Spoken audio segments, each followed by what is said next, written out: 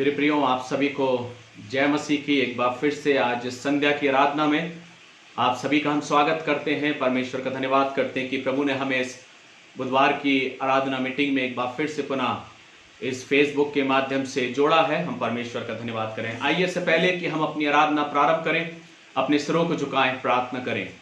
सर्वशक्तिमान पिता परमेश्वर, एक बार फिर से बड़ी नम्रता और दीनता के साथ हम आपके पास आते हैं।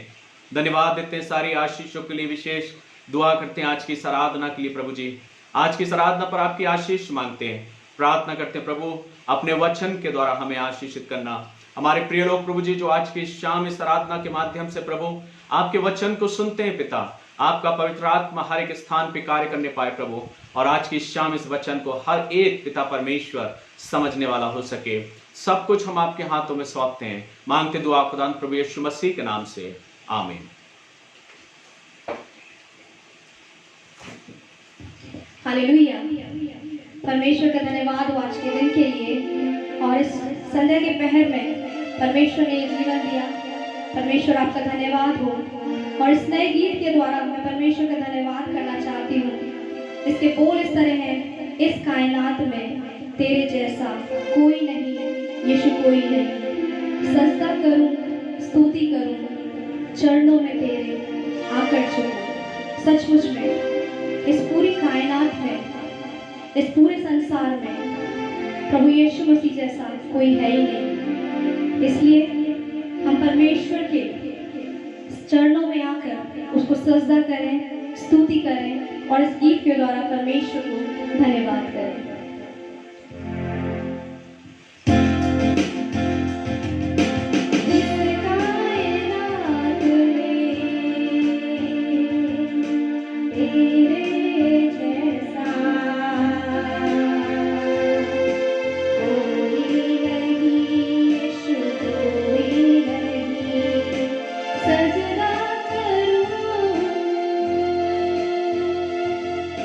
स्तुति करूं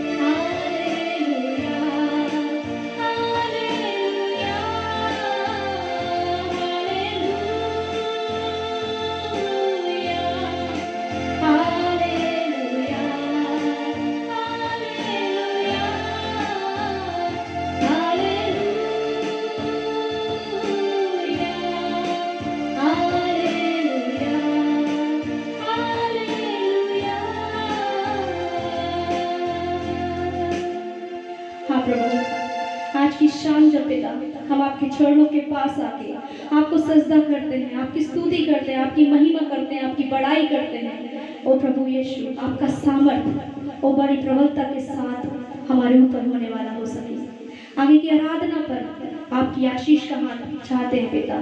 प्रार्थना को प्रभु यीशु मसीह के नाम से मांगते हैं, आमीन। मेरे प्रियो, आप सभी का आज के इस संध्या की आराधना में स्वागत है। इस खुशनुमा शाम में हम आप सभी का तहे दिल से शुक्रिया अदा करते हैं कि प्रभु ने हम सभी को यह अवसर दिया कि इस वेडनेसडे की प्रेयर मीटिंग में हम सब इस फेसबुक के माध्यम से आपके साथ जुड़ सकें। हम खुदा का धन्यवाद करते हैं कि उसने जीवन दिया कि आज हम फिर से उसके जिंदा कलाम से बातचीत कर सकते हैं। इससे पहले कि हम वचन में जाएं मेरे प्रियो, मैंने एक स्लाइड बनाई थी और आप लोगों को मैंने पोस्ट किया था फेसबुक पर भी और इंस्टाग्राम पर, और उसके साथ ही साथ व्हाट्सएप के हमारे लिली ग्रोव चर्च फैमिली के ग्रुप पर भी मैंने शेयर किया था। और मैंने उसमें यह पूछा था कि आप गैस करें, अनुमान लगाएं कि आज की शाम की आराधना का टॉपिक क्या होगा। और उसमें जो स्लाइड बनी है, जो तस्वीर है, वो कुछ इस प्रकार की है कि कुछ पैर हैं, कोई व्यक्ति है जिसके पैर सिर्फ दिखाई दे रहे हैं और जो उस झील पर चलता हुआ नजर आ रहा है। मैं सोचता हूं आप सब समझ गए होंगे कि ये यीशु मसीह का चित्र है और यीशु मसीह के जो चरण हैं, जो पैर हैं, वो उस पानी के ऊपर दर्शाए गए हैं। और मैंने उसमें पूछा था कि आप अनुमान लगाएं कि आपका गैस क्या है, क्या अनुमान आप लगा सकते हैं कि इस विषय का आज, इस संदेश का आज टॉपिक क्या होगा। और मैं खुश हूं और धन्यवादित हूं और उन सभी का हृदय की गहराई से धन्यवाद करता हूं जिन्होंने हमारे लिली ग्रोव का जो ग्रुप है उस पर अपने कमेंट्स और अपने आंसर को भेजा। मैं उन सभी का धन्यवाद करता हूं। बहुतों ने फेसबुक पे अपने आंसर को भेजा और मैंने कहा था कि जिसका भी आंसर सही होगा उसको मैं प्राइज जरूर दूंगा और इमीडिएट तत्कालीन गिफ्ट उसको प्रदान मैं करूंगा। और मेरे प्रियो, बहुत सारे आंसर्स मेरे पास आए और मैं आपके उस मनोबल के लिए धन्यवाद देता हूं और आपकी उस उत्सुकता के लिए धन्यवाद देता हूं।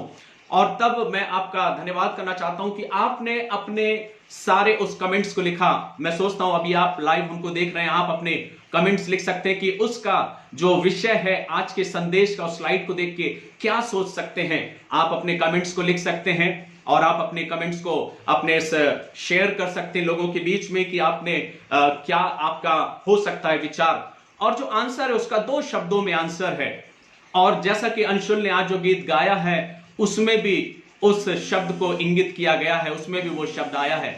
और उसके साथ ही साथ जब अंशुल उस गीत को गा रही थी तो थोड़ा सा हिंट में और दे देता हूं आपको, जहां पर जो गीत है उसमें लिखा है, सजदा करूं, स्तुति करूं, चरणों में तेरे आकर झुकूं, चरणों में तेरे आकर झुको। मेरे प्रियो, मैं सोचता हूं आप में से बहुत से लोगों को क्लू मिल गया होगा और आप में से बहुत से लोग शायद अब भी नहीं खोज पा रहे होंगे। मेरा जो प्रयास था वो ये था कि आप उस स्लाइड को बहुत गौर से देखें और मैं आपकी उस देखने की क्षमता को विचार करना चाहता था, आकलन करना चाहता था कि आपकी जो क्षमता है, देखने की क्षमता, वो कितनी अधिक है। और जब मैं इस मैसेज को सुबह लगभग 11-12 बजे से मैं इसको प्रिपेयर कर रहा था, संध्या 5:45 बजे तक मैंने इसको प्रिपेयर किया, तैयार किया और मैंने इस संदेश को तैयार करने के लिए प्रयास किया कि आज इस वचन के द्वारा आप सब आशीषित हों। तो अब समय है कि मैं इस क्लू को बताने जा रहा हूं और आप में से बहुत से लोगों ने कुछ आंसर्स दिए थे जिनके आंसर मैं आपके सम्मुख रखूंगा और फिर मैं बताऊंगा कि आज इस संदेश का टॉपिक उस स्लाइड के अनुसार क्या होगा और फिर मैं आगे कुछ बातों को रखूंगा। जिन लोगों के आंसर आए थे उसमें से कुछ लोगों के जो आंसर थे वो इस प्रकार से थे, मैं नाम नहीं बोलूंगा, बस मैं आंसर बताने जा रहा हूं। कुछ के आंसर थे जिन्होंने लिखा अनंत जीवन का मार्ग, कुछ ने आंसर दिया स्वर्ग का रास्ता, किसी ने कहा ग्रेस, किसी ने कहा फेथ, किसी ने कहा सकरा मार्ग और किसी ने कहा to receive God's blessing in life, किसी ने कहा about faith and its importance in Christians life, किसी ने आंसर दिया है और किसी ने इस प्रकार से बताया कि मुझे कैसे उस पानी पर चलना है। बहुत सारे आंसर लोगों के आए थे, बहुत सारे लोगों ने अपने आंसर को दिया, लेकिन जो एग्जैक्ट आंसर है वो हमको नहीं मिल पाया। मैं आप सभी को अप्रिशिएट करता हूं कि आपने बहुत अच्छे टॉपिक मुझको दे दिए। सबसे बड़ी चीज जो आंसर आपने दिए वो मेरे आगामी सरमन के टॉपिक रहेंगे, और वो टॉपिक आपने मुझको दिए हैं कि मैं कैसे अपने टॉपिक, अपने सरमन को तैयार करूं। तो आप सब काबिल तारीफ हैं जिन्होंने मुझको ये जो टॉपिक आपने जो दिए, जो आंसर दिए, वो मेरे मैसेज के एक अच्छे टॉपिक हैं, और आने वाले दिनों में मैं उस टॉपिक पर सरमन को बनाऊंगा। तो मैं आप सभी के लिए हृदय की गहराई से आपका धन्यवाद करता हूं कि आपने मुझे एक अच्छे टॉपिक दिए हैं, एक अच्छे सरमन तैयार करने के लिए। लेकिन जो इस स्लाइड का जो गैस आपको करना था, जो उसका टॉपिक था, वो था अ ब्यूटीफुल फीट, खूबसूरत पांव। और एक आयत मैं आपके सम्मुख पढ़ूंगा, और इससे पहले कि मैं आयत पढ़ूं, आप फिर से गौर फरमाना उस स्लाइड की ओर, उस तस्वीर की ओर, जिसमें कुछ नजर नहीं आ रहा है, जिसमें सिर्फ यह नजर आ रहा है कि एक शख्स है जो उस पानी के ऊपर चल रहा है। आपका ध्यान पानी की तरफ गया, आपका और मेरा ध्यान यीशु मसीह के किए गए कार्यों की तरफ गया, आपका मेरा ध्यान उस झील में आई हुई आंधी की तरफ गया। लेकिन बहुत थोड़े से लोग थे जिनका ध्यान जिस ओर मैं केंद्रित कराना चाह रहा था, वो थे यीशु मसीह के पांव। क्या कभी हम और आप अपने जीवन में यीशु मसीह के पांव की ओर ध्यान केंद्रित करना चाहते हैं? और इसलिए आज जो मेरा टॉपिक है, और आज जो मेरा इस मैसेज से रिलेटेड जो विषय है, वो यही है, अ ब्यूटीफुल फीट, एक खूबसूरत पांव। उर्दू अल्फाज में बहुत खूबसूरत तरीके से उसमें लिखा गया है। जब उर्दू बाइबल को हम पढ़ते हैं, क्या ही खुशनुमा पांव, खुशनुमा, एक खूबसूरत तरीके से वर्णन वहां पर किया गया है। और मैं जो आपका ध्यान केंद्रित कराना चाह रहा था वो ये कि क्या आपकी क्षमता इतनी है कि आप प्रभु यीशु मसीह के चरणों की तरफ अपने ध्यान को कर सकें। आज हमारा ध्यान संसार में सब तरफ है। हम यीशु मसीह के द्वारा किए गए तमाम सारे विश्वास को प्रकटीकरण करके अपने जीवन में यीशु मसीह के उन सारे कामों को देखना चाहते हैं। लेकिन कितने हैं जो यीशु मसीह के चरणों की ओर अपनी निगाहों को दौड़ाना चाहते हैं? आज अगर हम और आपके सामने, हमारे और आपके सामने यीशु मसीह आ जाए और अपनी उपस्थिति का एहसास वो मुझे कराए, तो हम क्या करेंगे? मैं सोचता हूं कि हम बहुत सारे लोग होंगे जो उससे मिलने के उत्सुक होंगे, बहुत सारे लोग होंगे जो उसे छूना चाहेंगे, बहुत सारे लोग होंगे जो चाहेंगे कि यीशु मसीह के साथ खड़े होके एक सेल्फी खिंचवा ली जाए, एक तस्वीर खिंचवा ली जाए, ताकि उस तस्वीर को हम फेसबुक पे, इंस्टाग्राम पे और तमाम सारे इंटरनेट की चीजों पर अपडेट कर सकें। लेकिन मैं सोचता हूं बहुत थोड़े से लोग होंगे जो यीशु मसीह के कदमों में झुक जाएंगे। मेरे प्रियो, मेरा जो ध्यान केंद्रित कराना था आपका वो और कि आप अपनी जिंदगी में यीशु मसीह के कदमों की ओर निहारें, और उस पूरी तस्वीर में किसी को भी यीशु मसीह के पैर नजर नहीं आए। उस तस्वीर में किसी ने भी यीशु मसीह के चरणों की ओर ध्यान नहीं दिया। उस तस्वीर में किसी ने भी यीशु मसीह के पांव की ओर अपने ध्यान को केंद्रित नहीं किया। वो उस तस्वीर के इर्द गिर्द घूमते रहे और अपने विचारों को प्रस्तुत किया। लेकिन आप सबको मैं फिर से अप्रिशिएट करता हूं, क्योंकि आपके आंसर मेरे आने वाले दिनों के मैसेज के टॉपिक जरूर बनेंगे। लेकिन जो मैं चाह रहा था कि कोई तो हो जो बताए कि यीशु मसीह के चरणों की तरफ मैं अपने ध्यान को केंद्रित करना चाहता हूं। और तब मैं प्रयास कर रहा था कि जो भी सही आंसर देगा उसको मैं अपनी तरफ से गिफ्ट दूंगा। और आने वाले दिनों में ऐसे ही कुछ गिफ्ट्स होंगे और ऐसे ही कुछ गिफ्ट मैं आपको दूंगा। हो सकता है कि कुछ वो गिफ्ट डायरेक्ट आपके पास पहुंच जाए, आपको मैं दे दूं। चीज छोटी सी हो सकती, बड़ी हो सकती है। चीज का आकलन हम कीमत से नहीं करते हैं, गिफ्ट का आकलन कीमत से नहीं करते हैं, लेकिन गिफ्ट का आकलन हम प्रेम से करते हैं कि हमारे अंदर आपके लिए कितना प्यार है, या आपके अंदर हमारे लिए कितना प्रेम है कि आप हमारे छोटे से गिफ्ट को स्वीकार करते।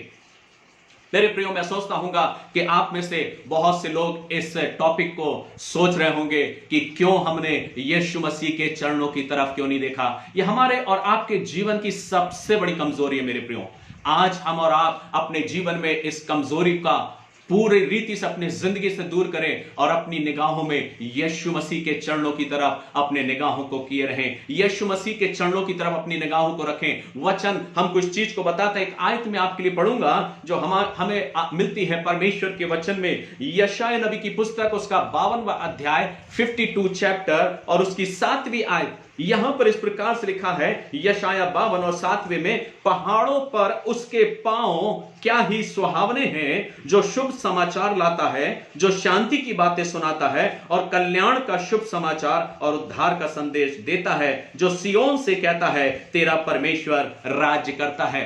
कितनी खूबसूरत तरीके से यहां वचन कहता है, पहाड़ों पर उसके पांव क्या ही सुहावने हैं। इन आयत को भी अगर हम शायद प्रस्तुत कर देते तो थोड़ा सा हम टच में हो जाते, थोड़ा सा हम करीब पहुंच जाते।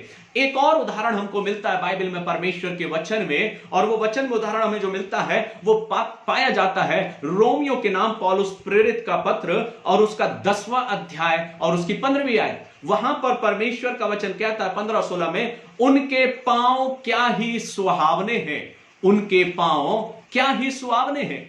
आज मेरे प्रियो, ये मेरा टॉपिक है अ ब्यूटीफुल फीट। हमारे और आपके जीवन में हमें प्रभु यीशु मसीह के उन चरणों की तरफ अपने ध्यान को केंद्रित करना है। अब आप सोच रहे होंगे कि मैंने पांव का ही जिक्र क्यों किया है। आप अपने कमेंट्स लिख सकते हैं अगर आपको ये टॉपिक पसंद आया है और आपको ये लगा है कि ये टॉपिक बहुत खूबसूरत है और आपकी जिंदगी में अ ब्यूटीफुल फीट, जो यीशु मसीह के चरण हैं, जो यीशु मसीह के पांव हैं, आपकी जिंदगी को बदल सकते हैं, आपकी जिंदगी में एक नया मोड़ ला सकते हैं। वो खूबसूरत पांव जो आपके जिंदगी में एक नया एहसास बनकर आए हैं आज इस संदेश के माध्यम से, तो आप उसमें अपने उस आंसर को लिख सकते हैं या अपनी फीलिंग को आप अपडेट कर सकते हैं। मेरे प्रियो, आज मैं अपने टॉपिक में आता हूं और फिर हम आगे बढ़ते हैं। परमेश्वर का वचन कहता है कि किस प्रकार से परमेश्वर ने अपने वचन के द्वारा हमको और आपको आशीषित किया है, और वचन कहता है जैसा लिखा है उनके पांव क्या ही सुहावने हैं।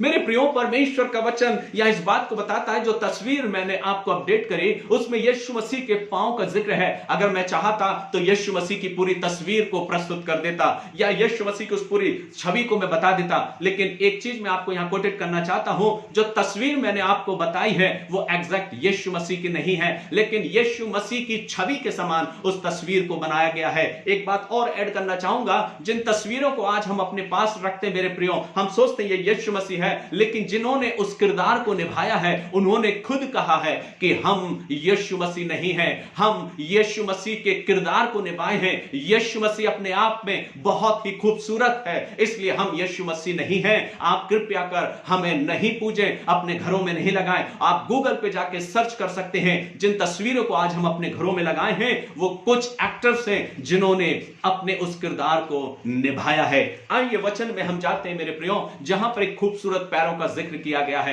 जब इस वचन को मैं सुबह बैठ के तैयार कर रहा था तो मैं सोचने लगा, खुदा बाप आप मुझे ये बताएं कि आपने पांव का जिक्र ज्यादातर बाइबल में क्यों किया है। कई बार जब हम बाइबल पढ़ते हैं मेरे प्रियो, तो हम बाइबल को एक उपन्यास की तरह पढ़ते हैं। कई बार हम अपने जीवन में बाइबल को एक सिंपल एक किताब के समान पढ़ते हैं। कई बार हम बाइबल को अपनी जिंदगी में इसलिए पढ़ते हैं क्योंकि हमें घर से बाहर जाना है, हमें अपने जॉब में जाना है, हमें अपने काम में जाना है, इसलिए आओ थोड़ी सी एक आयत को हम पढ़ लें, एक खुराक हम ले लें और शायद उस कैप्सूल के समान हम उसको लेके बाहर निकलते हैं। लेकिन मैं आपको बताना चाहता हूं, बाइबल को पढ़ने के लिए हमें अपने टाइम को निकालना पड़ता है।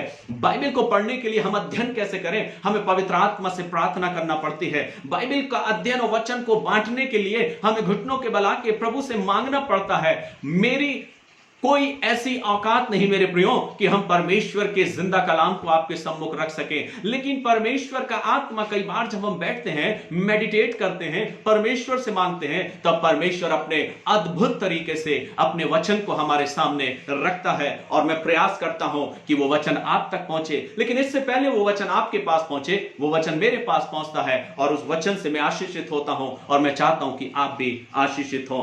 वचन में जब मैं पढ़ रहा था तो मैंने इस बात को देखा कि परमेश्वर का वचन कहता है पहाड़ों पर उनके पांव क्या ही सुहावने हैं। कितनी खूबसूरत तरीके से वचन कहता है पहाड़ों पर उनके पांव क्या ही सुहावने हैं। इसको अंडरलाइन कर ले, पहाड़ मतलब चट्टान।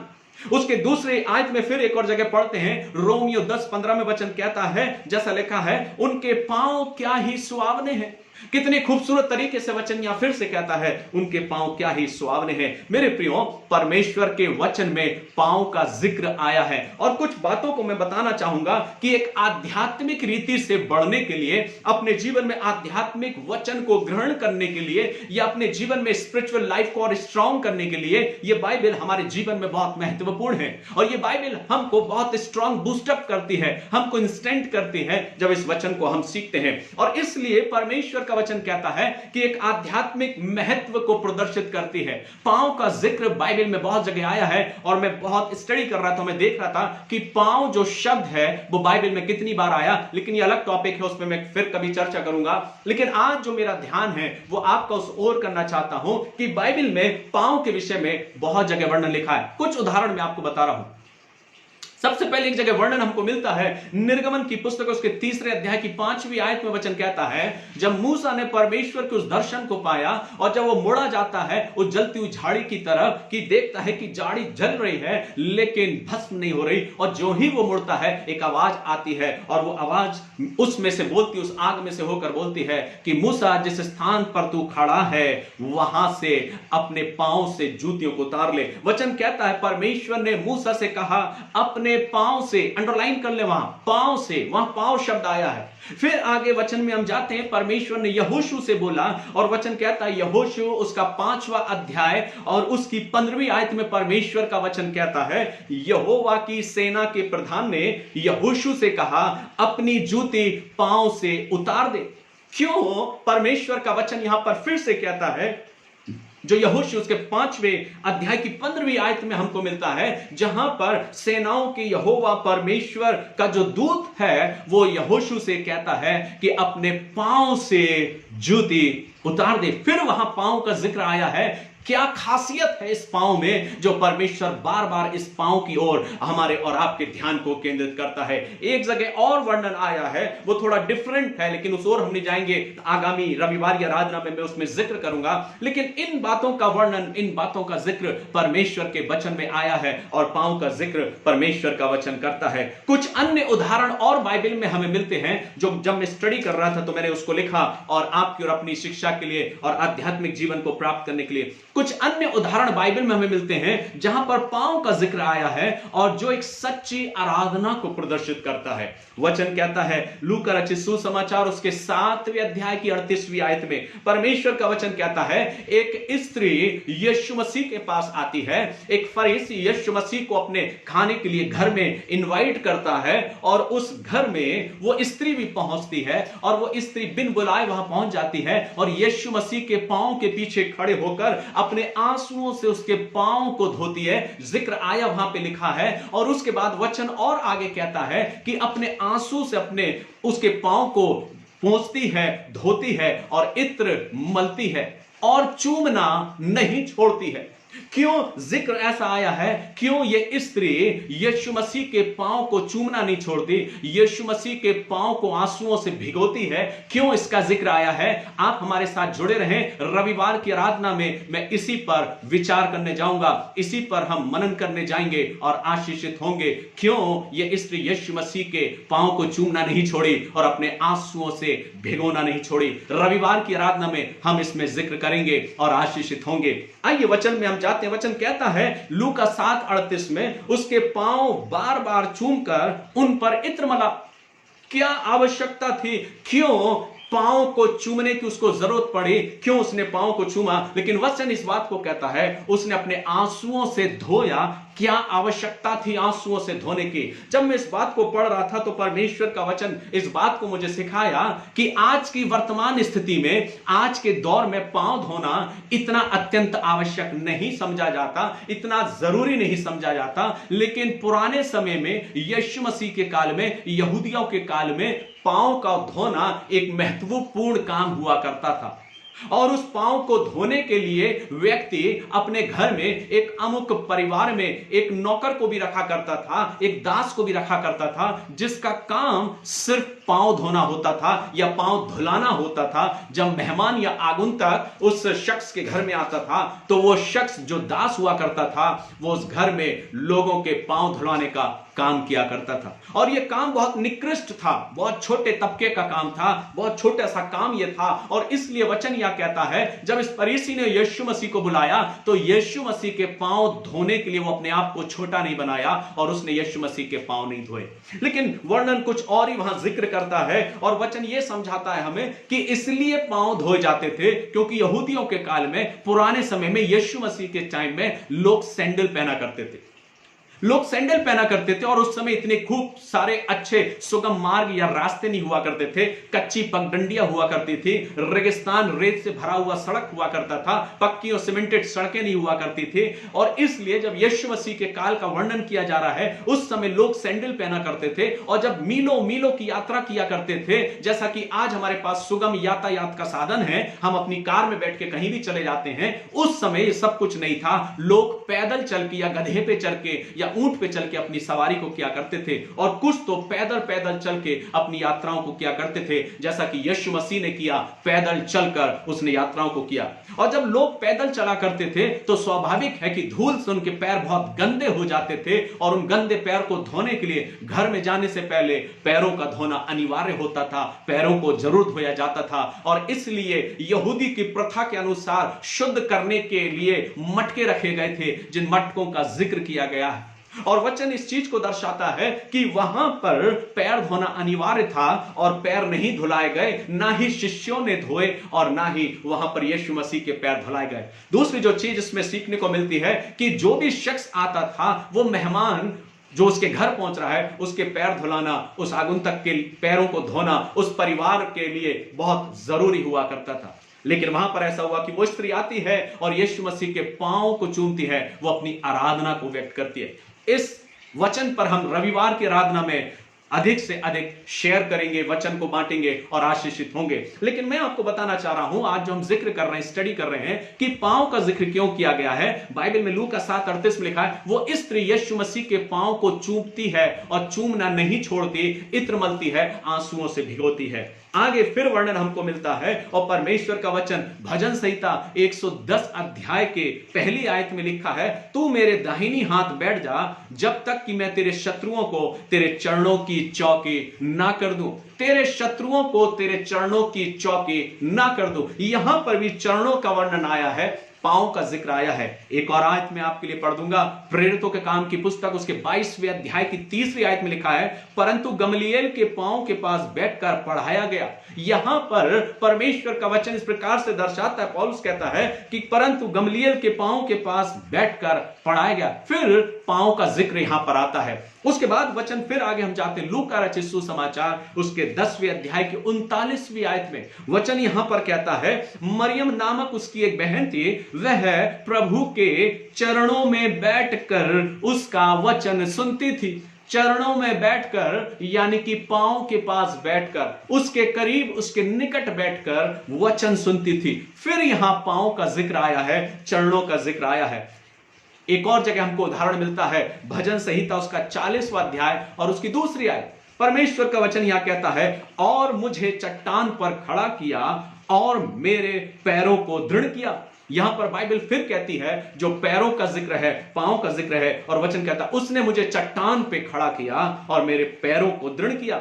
भजन संहिता 31वां अध्याय और उसकी 8वीं आयत में परमेश्वर का वचन कहता है, तूने मेरे पांव को चौड़े स्थान में खड़ा किया। फिर बाइबल पांव का जिक्र करती है और यहां पर दर्शाती है कि तूने मेरे पांव को चौड़े स्थान में खड़ा किया। यहां पर फिर पांव का जिक्र आता है। यूहन्ना रचित सुसमाचार उसके 13वें अध्याय की 8वीं आयत में अगर हम जाते हैं तो परमेश्वर का वचन यह कहता है, प्रभु यीशु मसीह यहां पर अपने शागिर्दों के पांव को धो रहा है।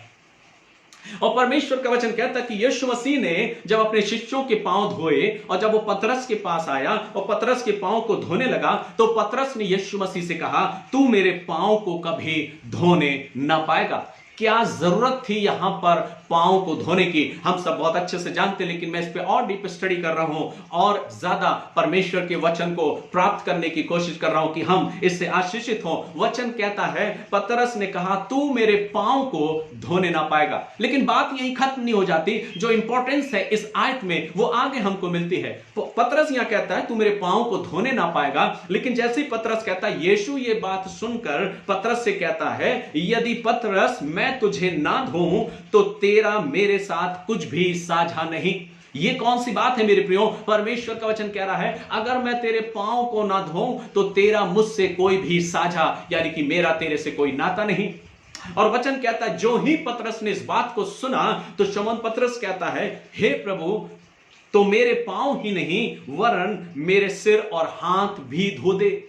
यहां बाइबल कहती है कि पतरस तुरंत बोलता है, हे प्रभु, मेरे पांव ही नहीं वरन मेरे हाथ और सिर को भी धो दे।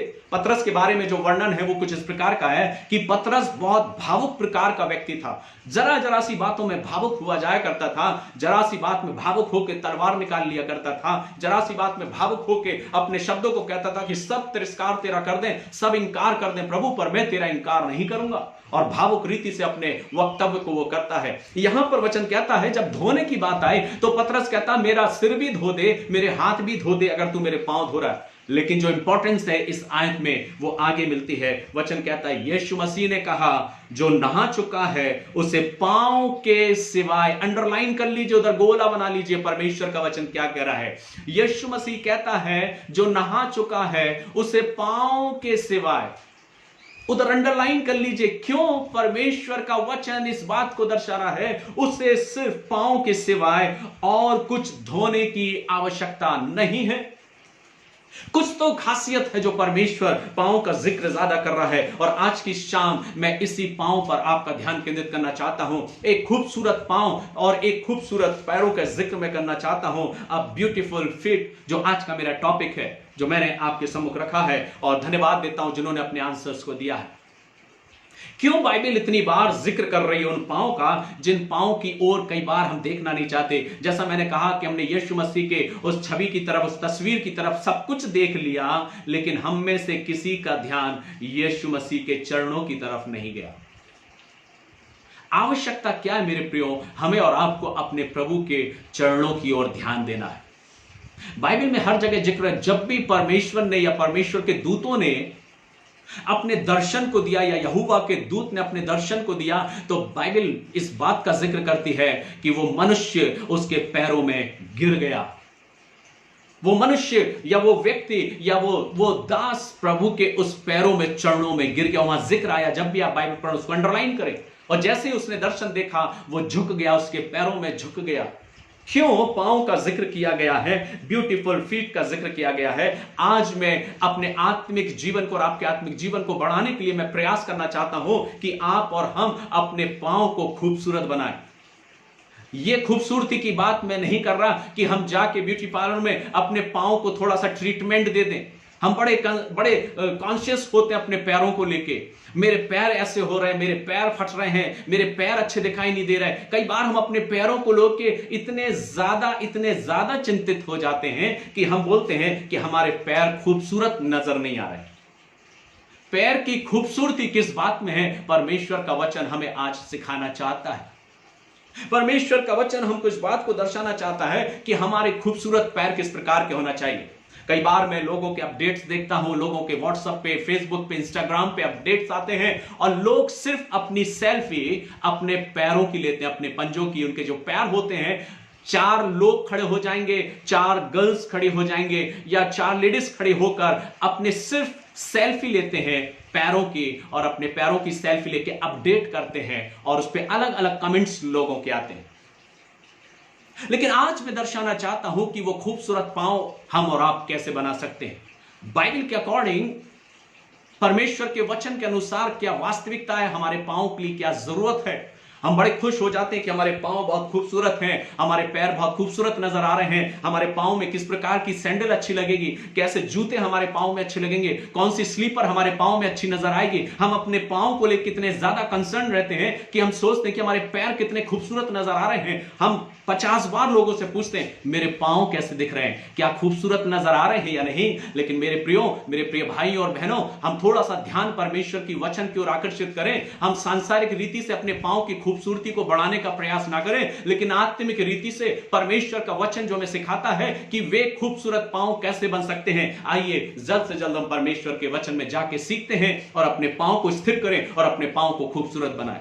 अ ब्यूटीफुल फीट, एक सुंदर पैर कौन से बन सकते हैं। एक सुंदर पैर बनाने के लिए आपने क्या प्रयास किया है। एक खूबसूरत पैर आपके कैसे बन सकते हैं। एक खूबसूरत पैर वो होते हैं जो चट्टान पर स्थिर रहते हैं। अब आप कहेंगे क्या मैं चट्टान पे जाके खड़ा हो जाऊं तो मेरे पांव खूबसूरत नजर आएंगे। नहीं मेरे प्रियो, परमेश्वर का वचन थोड़ा अलग तरीके से हमसे बात करता है। बाइबल को अलंकार रीति से लिखा गया है और इसमें कई अलंकारों को व्यक्त किया गया है। कई जगह अतिशयोक्ति अलंकार का वर्णन है, कई जगह हास्य अलंकार का वर्णन है और अलंकार की रीति से बाइबल को लिखा गया है और उसमें अलंकारों को दर्शाया गया है। और मेरे प्रियो, इसलिए परमेश्वर का वचन कहता है तो फिर हम कैसे अपने पांव को खूबसूरत बनाएं और एक खूबसूरत पांव को तैयार कर सकते हैं। एक सुंदर पैर वो हैं जो चट्टान पर स्थिर रहते हैं। चट्टान का मतलब क्या मेरे प्रियो, आज आप क्वेश्चन पुट अप करेंगे तो फिर चट्टान क्या है, मैं आपकी उत्सुकता को दूर करना चाहता हूं। चट्टान वे हैं मेरे प्रियो, कई बार हम और आप अपने पांव को कुछ ऐसी ही चट्टानों पर स्थिर किए हुए हैं, जमाए हुए हैं। हम जो आप संसार में रह रहे हैं मेरे प्रियो, हमने अपने पांव को जमाना सोचा। कई बार माँ बाप अपने बच्चों से बोलते हैं कि आप अपने नौकरी में, अपनी जगह में, अपने काम में, अपने ऑफिस में अपने पांव को जमा लो, और हम बड़े खुश हो जाते हैं कि हमने अपने पांव को जमा लिए हैं।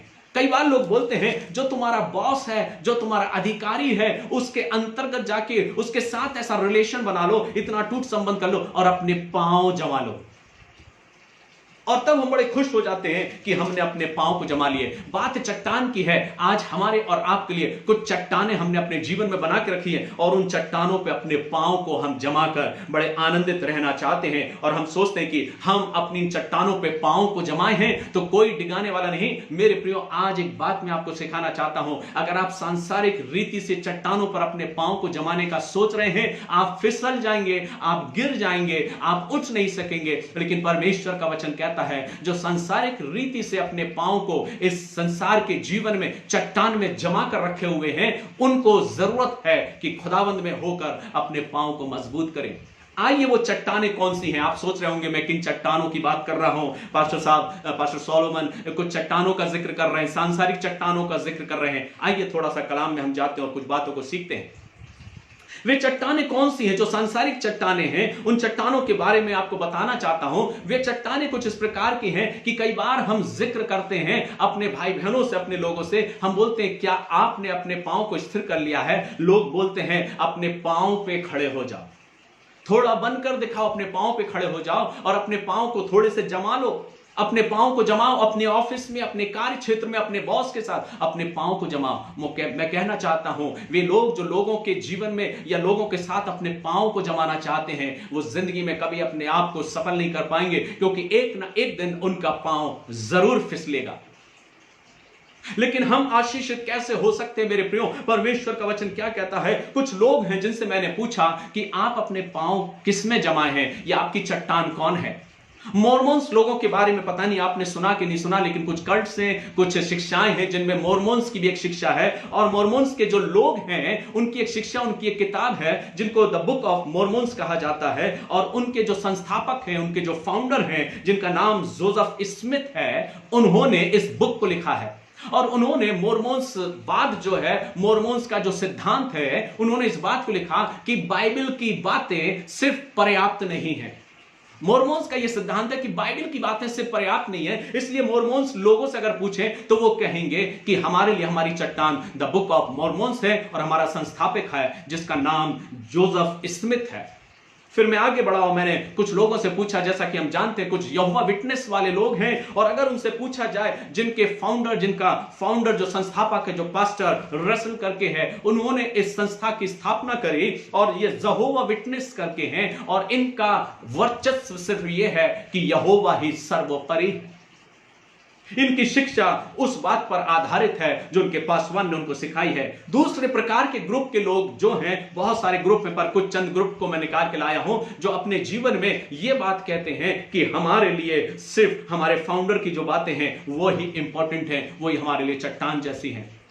क्रिश्चियन साइंटिस्ट के बारे में मैं आपको बताना चाहता हूं। इन प्रकार के जो ग्रुप है, इसका फाउंडर जो रहा, जिसका नाम मैरी बेकर एडी करके नाम उसका रहा, और इसने अपने जीवन में उस प्रकार से वचन कहता है, ये बातें बताती है कि इन्होंने अपनी एक दिव्य पुस्तक का विमोचन किया, एक दिव्य पुस्तक को लिखा, और उन्होंने कहा, जिसका नाम फाउंडर है मैरी बेकर एडी, उनके दिव्य लेखन हैं, और ये लोग जिनका नाम क्रिश्चियन साइंटिस्ट लोग जिनको बोला जाता है, ये लोग कहते हैं कि हम अपने फाउंडर के जो दिव्य लेखन है वो हमारे लिए चट्टान के सरीखे हैं। हम उनको अपने जीवन में एक चट्टान की रीति से लेकर चल रहे हैं, हम उसी पर स्थिर हैं, हम उसी पर अपने जीवन को कायम किए हुए हैं। ये तो लोग हुए, लेकिन आज हम और आप आम इंसान अपनी जिंदगी में बात करें, हमारा विश्वास किन बातों में है, हमारी जड़ें या हमारे पांव कौन सी चट्टान पर आज टिके हुए हैं।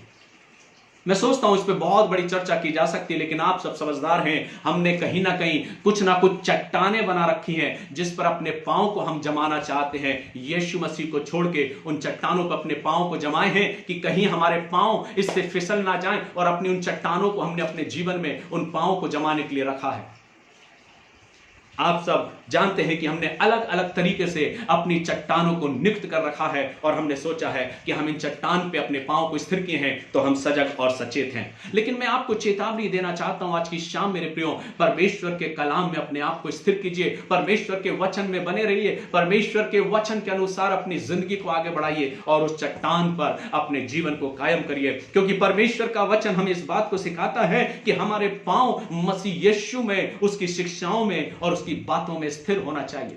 आइए कुछ आयतों को मैं आपके सम्मुख पढ़ूंगा, जैसा कि वर्णन मिलता है यशाया नबी की पुस्तक, उसका 28वां अध्याय 26वीं-16वीं आयत में लिखा है, यशाया 28 और 16 में, देखो मैंने सियोन में नींव का पत्थर रखा है, एक परखा हुआ पत्थर, कोने का अनमोल पत्थर और अति दृढ़ नींव के योग्य पत्थर, और जो कोई विश्वास रखे वह उतावली ना करेगा। कितना खूबसूरत वचन कहता है, देखो मैंने सियोन में नींव का पत्थर रखा। क्यों रखा नींव का पत्थर? ताकि हम अपने पांव को उसमें जमा सकें।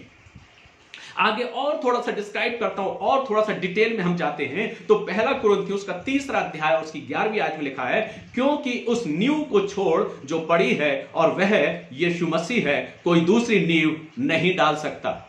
कोई दूसरी नींव नहीं डाल सकता। उस नींव को छोड़ जो पड़ी है वह यीशु मसीह है। वो जो नींव है, जो पत्थर है, वो स्वयं यीशु मसीह है। आगे कहता, मत्ती 21:42 में वचन कहता है, क्या तुमने नहीं पढ़ा, जिस पत्थर को राजमिस्त्रियों ने निकम्मा ठहराया था, वही कोने के सिरे का पत्थर हो गया। आगे वचन कहता है, इफिसियों उसके 2 अध्याय की 20वीं आयत में वचन कहता है, और प्रेरित और भविष्यवक्ताओं की नींव जिसके कोने का पत्थर मसीह यीशु स्वयं है। अभी जिक्र कर रहा है मत्ती में, जिसको निकम्मा ठहरा दिया गया था वही कोने के सिरे का पत्थर हुआ। और इफिसियों 2:20 में उसको और क्लियर कर देता है, क्या कहता है, और प्रेरितों और भविष्यवक्ताओं की नींव जिसके कोने का पत्थर मसीह यीशु स्वयं ही है, आगे कहता है, बनाए गए हो। मेरे प्रियो, मत्ती रचित सुसमाचार में जिक्र आया है 7वें अध्याय के 24वीं आयत से लेकर 27वीं आयत में एक उदाहरण है। एक चट्टान का वर्णन है, घर बनाने का वर्णन है, बालू पर घर बनाने का वर्णन है, चट्टान पर घर बनाने का वर्णन है। बुद्धिमान और मूर्ख का वर्णन वहां मिलता है, एक चट्टान पे घर बनाता है और एक बालू पे घर बनाता है। ये आयतें मैंने आपके सामने पढ़ाई। जो नींव है, जो पत्थर है, जो कोने का पत्थर है, जो सिरे का पत्थर है, वो स्वयं प्रभु यीशु मसीह है। और परमेश्वर का वचन कहता है, आगे सुसमाचार सिखाता है कि 2 जगह हैं, एक चट्टान है और एक बालू का है। किस ओर तुम अपने घर को बनाओगे? जो बालू पे बनाया गया वो ढह गया, जो चट्टान पे बना वो स्थिर रहा। आज चुनाव मेरे और आपके हाथ में मेरे प्रियो। परमेश्वर का वचन आज हमें चाहता है कि हमारे पांव सुहावने कैसे बनेंगे, जब हम अपने आप को परमेश्वर के वचन में स्ट्रॉन्ग कर लेंगे। फिर मैं उस तस्वीर की तरफ आऊंगा जो आपको मैंने अपडेट करी थी। थोड़ा सा अपने मन के अंतःकरण मन में जाकर विचार करें कि मेरे दिमाग में यीशु मसीह के पांव क्यों नहीं आए, या मेरी आंखों की दृष्टि यीशु मसीह के उस पांव की ओर क्यों नहीं गए। मैं क्यों इर्द गिर्द घूमता रहा, मैं क्यों बहुत सारी बातों को किया, पर मेरी दृष्टि उस यीशु मसीह के पांव की ओर क्यों नहीं गई। आप अपने आप से पूछ सकते हैं। आवश्यकता है मेरे प्रियो कि हम अपने आप को चट्टान पे स्ट्रांग करें। दूसरी तरफ बात कहूंगा, अपने जीवन में सांसारिक रीति से अपने पांव को जमाने की जो हम कोशिश करते हैं, लोगों के बीच में अपने लोगों के साथ खड़े होकर हम सोचते हैं कि हम अपने अधिकारियों के बीच में, अपने ऑफिस में, अपने क्षेत्र में अपने पांव को जमा लेंगे। मेरे प्रियो ज्यादा दिन तक नहीं टिक सकते वो पांव। लेकिन जो मसीह में जिनके पांव स्ट्रांग होते हैं, मैं चाहता हूं लिली ग्रोव चर्च की कलीसिया के लोग और तमाम विभिन्न हमसे जो जुड़े हुए लोग हैं, जो तमाम कलीसियाओं के लोग हैं, विश्वासी जन हैं, मैं आप सबसे बात कर रहा हूं, हम अपने जीवन में आज की शाम इस बात को लेके जाएं कि हम अपने जीवन में इस बात का एनालाइज करें कि कहीं ऐसा तो नहीं मैंने अपने पांव को कहीं और जमा रखा है। लेकिन आज मैं प्रयास करूंगा, खुदा बाप, मैं तुझ में अपने पांव को स्थिर करूंगा, तुझ में अपने पांव को जमाए रहूंगा, तुझ में अपने पांव को मजबूत करूंगा, क्योंकि चट्टान तू ही है, नींव तू ही है, कोने का पत्थर तू ही है, सिरे का पत्थर तू ही है, और तुझी पर हमारे पांव स्थिर रहना है। तू हमें स्ट्रांग करना चाहता है, तू हमें जमाना चाहता है। और इसलिए परमेश्वर का वचन हमें इस बात को सिखाना चाहता है कि हम अपने पांव को स्थिर करें। परमेश्वर चाहता है, प्रभु यीशु मसीह चाहता है कि हम अपने आप को चट्टान पे खड़ा करें, अपने आप को चट्टान में बनाएं और अपने जीवन में उस आशीष को पाएं, ताकि हमारे पांव सुहावने बन सकें। और आखिरी आयत करके मैं समाप्त करूंगा। इफिसियों 6:15 में परमेश्वर का वचन वहां पर इस बात को हमको सिखाता है कि इससे पहले कि हम गॉस्पल को प्रीच करें, इससे पहले कि हम सुसमाचारों को बांटें, परमेश्वर के वचन को लोगों के बीच में शेयर करें, इफिसियों 6 उसका 15वां पद इस प्रकार से कहता है। ये इफिसियों 6 और उसका 15वां पद मैं आपके लिए पढ़ दूंगा। वचन कहता है, और पांव में मेल के सुसमाचार की तैयारी के जूते पहनकर, और पांव में सुसमाचार के मेल के सुसमाचार के पांव में, वचन इस चीज को दर्शा रहा है, इससे पहले कि हम गॉस्पल प्रीच करें, इससे पहले कि हम सुसमाचार को बांटें, हमें स्पिरिचुअल रीति से स्ट्रांग होने की जरूरत है। क्या मेरे पांव इतने स्ट्रांग हैं कि मैं लोगों के बीच में जाके सुसमाचार को सुना सकता हूं, सुसमाचार को शेयर कर सकता हूं? क्या मेरा विश्वास मसीह यीशु में इतना स्ट्रांग है कि जो सुसमाचार में लोगों के बीच में बांट रहा हूं, वो स्वयं सुसमाचार मेरे लिए है और मैं जीवन में कभी नहीं डगमगाऊंगा? ये तब संभव होगा जब हमारी निगाहें यीशु मसीह के पैरों की तरफ होंगी। जो मेरा टॉपिक है कि आपसे पूछा था, गैस करें कि टॉपिक क्या हो सकता है उस तस्वीर को देख के, वो है सिर्फ खूबसूरत पांव, सुहावने पांव, अ ब्यूटीफुल फीट, जो उसका विषय है। आज हम अपने आप को इस तरीके से बनाएं कि हम परमेश्वर की आशीष को प्राप्त कर सके। मेरे प्रियो, लास्ट में एक बात कह के मैं समाप्त करूंगा। यीशु मसीह जब आया, उसने चरनी में जन्म लिया, धीरे धीरे वो बड़ा हुआ और उसने अपने जीवन में अपने पांव को स्थिर किया परमेश्वर की उस आत्मा में। परमेश्वर के साथ वह टूट रहा, उसने अपने आप को कमजोर नहीं पड़ने दिया, उसने अपने आप को मजबूती से खड़ा कर रखा और उसने शैतान का सामना किया प्रतिदिन परमेश्वर के वचन से। वचन कहता है 40 दिन एवरी डे शैतान उसके पास आता था उसकी परीक्षा लेने के लिए, उसको डालने के लिए पाप में कि किसी भी रीति से परीक्षा में पड़ जाए। लेकिन यीशु मसीह एवरी डे डेली उससे वचन से लड़ता था और अपने पांव को स्थिर रखता था और परमेश्वर का धन्यवाद करता था। आज की शाम मेरे प्रियो, मैं परमेश्वर का धन्यवाद करता हूं कि प्रभु ने हमें अवसर दिया है कि हम सब मिलकर अपने जीवन में अपने पांव को स्ट्रांग करें, अपने आप को चट्टान पर स्थिर करें, विश्वास में स्थिर करें और अपने पांव को खूबसूरत बनाएं। मैं परमेश्वर का धन्यवाद करता हूं। अभी मैं विशेष प्रार्थना करना चाहूंगा हमारे सिल्वियांची के लिए, जिनका आज वेडिंग एनिवर्सरी है, और अंकल का, दास अंकल आंटी का मैं धन्यवाद देता हूं, सिल्वियांची का और दास अंकल का, जिनका आज वेडिंग एनिवर्सरी है और 43 इयर्स उनके जीवन के, जो वैवाहिक जीवन के हैं, पूरे हुए और वो बड़ी धन्यवादित हैं, खुश हैं, परमेश्वर का धन्यवाद कर रही हैं। और ये वो दिन है जब मैंने अपनी मिनिस्ट्री को प्रारंभ किया था, और ये वो दिन है जब मैंने आंटी के घर से ही हमने अपनी प्रथम आराधना को प्रारंभ किया था, और उस दिन हमने मिलकर परमेश्वर की आराधना करी थी। 20 मई का वो दिन 2018। हमने अपने सेवकाई को प्रारंभ किया था।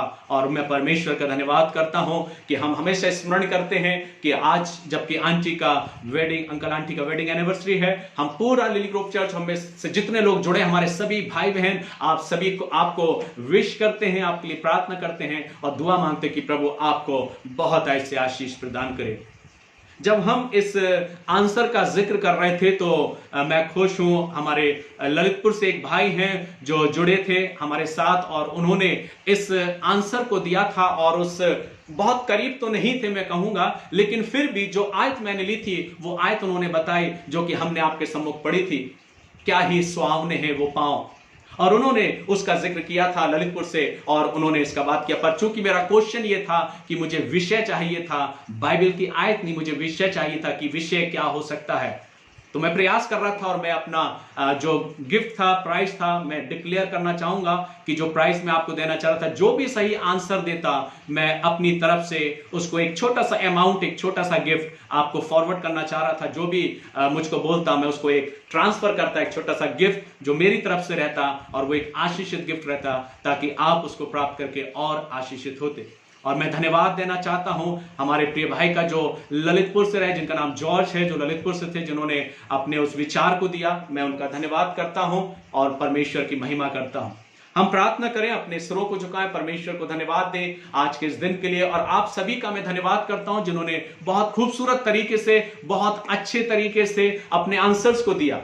और मैं धन्यवाद देता हूं हमारे लिली ग्रुप चर्च ग्रुप के लिए जो निरंतर प्रयास करते हैं एक्टिविटी में भाग लेने के लिए।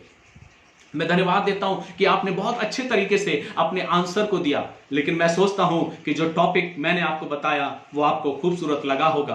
अगर लगा है तो आप यस करके बता सकते हैं, अपने कमेंट्स को लिख सकते हैं। और अगर आज आप इस वचन से आशीषित हुए हैं और आपने परमेश्वर की आशीष को प्राप्त किया है तो आप कमेंट्स में लिखकर आप हमारे लिए प्रार्थना करें कि आप आशीषित हुए हैं, कि हम और ऐसे ही वचन परमेश्वर की आत्मा से आप तक पहुंचाने वाले हो सके।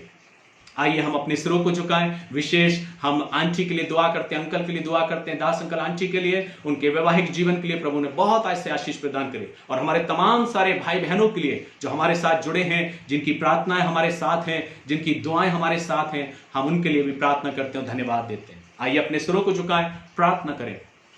सर्वशक्तिमान पिता परमेश्वर, एक बार फिर से आपके पास आते धन्यवाद देते हैं सारी आशीषों के लिए। दुआ करते हैं प्रभु आज के इस दिन में हो कि जो वचन आपने हमको दिया है पिता, कि हम अपने जीवन में उन पांवों की ओर अपने ध्यान को केंद्रित करने पाए। प्रभु आज हमारी निगाहें आपके चरणों की तरफ होने पाए। हमें से हर एक जन जो आज की शाम इस आराधना में बैठा है प्रभु, वो तेरे पांवों की ओर अपनी दृष्टि को करने पाए और आप उनसे बातचीत करें और वे आपसे बातचीत करने पाए। और आज इस वचन के द्वारा जो उन्होंने सीखा है पिता परमेश्वर, उससे आशीषित होने पाए। दुआ करते हैं आप इन्हें आशीषित करें प्रभु, अपने वचन से हमें आशीषित करें और हमें उन्नत करें प्रभु। हमारे पांव को स्थिर करें और हमारे पांव को ऐसा बनाए प्रभु जी कि हम मेल के सुसमाचार लाने वाले हो सके, प्रेम का संदेश फैलाने वाले हो सके। हम सभी को आशीषित करें। दुआ करते हैं विशेष रीति से दास अंकल के लिए, दास आंटी के लिए पिता परमेश्वर, इन दोनों के जीवन पर आपके आशीष मांगते खुदा। दुआ करते हैं जब अपने वैवाहिक जीवन के 43 ईयर्स कंप्लीट कर चुके हैं प्रभु, हम दुआ करते हैं कि आपकी भरपूरी की आशीष उनके साथ होने पाए। आपका पवित्र आत्मा निरंतर उनकी अगुवाई करे प्रभु। हम धन्यवाद देते उनकी प्रार्थनाओं के लिए, उनके प्रेयर के लिए प्रभु जी, उनके प्रेम के लिए जो निरंतर हमारे साथ और लोगों के साथ बनाए प्रभु। हम यही दुआ करते हैं दोनों को एक लंबी आयु दें प्रभु, उनके वैवाहिक जीवन पर आपकी आशीष बनी रहे और निरंतर आप उन्हें अपने अनुग्रह में आगे बढ़ाएं। सारी बातों के लिए प्रभु हम आपको धन्यवाद देते हैं। हम प्रार्थना करते हैं प्रभु हम सभी पर आपकी आशीष का हाथ हो, प्रत्येक को आपके सामर्थ्य बलवंत हाथों में सौंपते हैं। आने वाली रविवार की आराधना के लिए हम दुआ करते हैं प्रभु, आने वाली रविवार की आराधना हम सभी के लिए आशीष में हो, ऐसी हमारी प्रार्थना। तब तक हर एक को प्रभु आपके सुरक्षा सामर्थ्य भरे हाथों में सौंपते हुए प्रार्थना प्रभु यीशु ख्रीस्त के नाम से मांगते सुने ग्रहण कीजिए, आमीन। हम सभी प्रभु की प्रार्थना एक साथ करें, अपने सिरों को झुकाएं, प्रभु की प्रार्थना एक साथ करें। हे हमारे पिता, आप जो स्वर्ग में हैं, आपका नाम पवित्र माना जाए, आपका राज आवे, आपकी इच्छा स्वर्ग में पूरी होती है वैसे इस पृथ्वी पर भी पूरी हो। हमारी दिन में रोटी आज आप हमको दें और जिस तरह हमने अपने अपराधों को क्षमा किया वैसे आप भी हमारे अपराधों को क्षमा करें। हमें परीक्षा में न डालें परंतु बुराई से बचाएं, क्योंकि राज, पराक्रम और महिमा सदा आपकी है, आमीन। हमारे प्रभु यीशु मसीह का अनुग्रह, परमेश्वर पिता का प्रेम, पवित्र आत्मा की संगति, सहभागिता और उसकी आशीषें आप सभी के साथ, आपके पूरे परिवार घरानों के साथ, हमारे सभी भाई बहनों के साथ, विश्वासी जनों के साथ, और विशेषकर आज हमारे प्रिय अंकल आंटी, दास अंकल आंटी के साथ, और उनके वैवाहिक जीवन, उनके परिवार, उनके बच्चों के साथ, नाती पोतों के साथ, आप से लेकर हमारे उद्धारकर्ता, त्राणकर्ता प्रभु यीशु मसीह के दोबारा आगमन तक होती रहे, परमेश्वर पिता, पुत्र, पवित्र आत्मा के द्वारा। आमीन। जय मसीह की। God bless you. मेरी प्रार्थना सदैव आपके साथ है। प्रभु में आनंदित रहिए, खुश रहिए, हमारे लिए दुआ करें। खुदा ने चाहा तो रविवार की आराधना में हम मिलेंगे और एक नए विषय के साथ, वचन के साथ आशीषित होंगे। एक बार फिर से मैं आप सभी को अप्रिशिएट करता हूं, बधाई देता हूं आपके आंसर के लिए, आपकी उत्सुकता के लिए और आपके समय के लिए जो आपने इस आराधना में भाग लिया। God bless you. अपने मित्रों के साथ आज के इस वचन को शेयर करें और ताकि वे भी आशीषित होने पाए। सभी को जय मसीह की।